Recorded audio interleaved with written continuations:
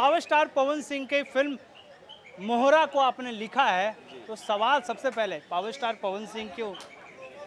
देखिए power star इसलिए पवन सिंह की क्योंकि उनका एक ऑरा है, उनकी एक बहुत बड़ी ऑडियंस है, लोग उनको पसंद करते हैं और वाकई में मतलब एज ए सिंगर मैं पवन सिंह का फ़ैन हूँ और अभिनेता भी बहुत शानदार हैं। तो है कि हमारी भाषा के सुपरस्टार हैं, इसलिए पवन सिंह।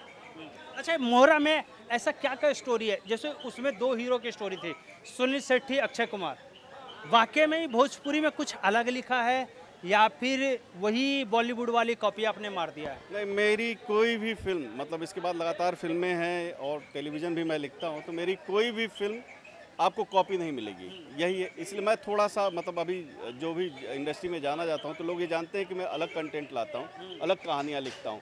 तो मोहरा भी आपको ऐसा लगेगा नहीं कि वो रेगुलर सिनेमा है जो साउथ से या कहीं से इंस्पायर्ड है, और आज का सिनेमा लगेगा, आज का कंटेंट है, उसमें भी एक ज्वलंत मुद्दा है। जो मुद्दा है वो जब आपके सामने आएगा तो आपको लगेगा कि नहीं नहीं, ये जया या कटान या वैसी फिल्मों से कहीं इतर नहीं है, वैसा ही है।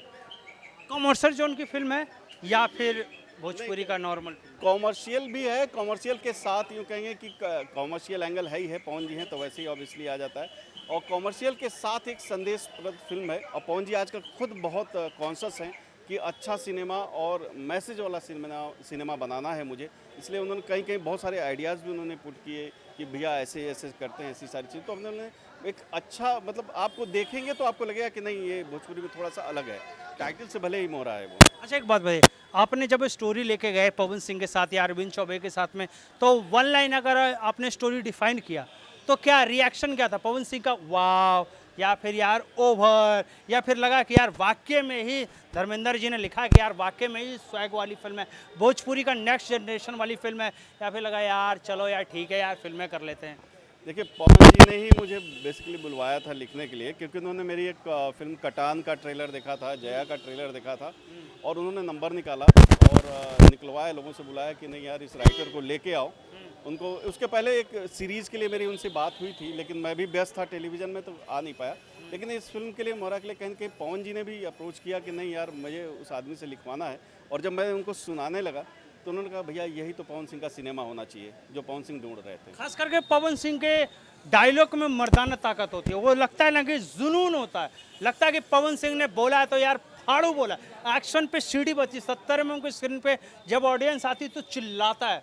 तो क्या वाकई में वो डायलॉग है क्या, डिलीवरी है क्या पवन सिंह का? देखिए, मैं वो नहीं लिखता हूँ तुकबंदी वाला कि मतलब छाती का बाती वाला, मैं वैसा नहीं लिखता हूँ। जो डायलॉग का मतलब होता है कन्वर्सेशन, बातचीत।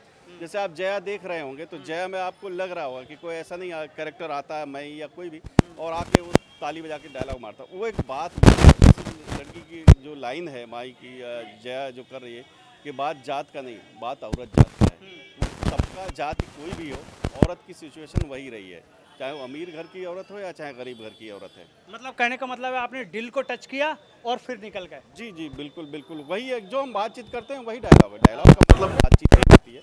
हमारे यहाँ की जाती है तो बंदे की ज़रूरत नहीं है, और वो हाँ जहाँ ज़रूरत पड़ी है वहाँ पवन सिंह ने बोला है, उसमें वो लाइनें हैं, पवन जी हैं।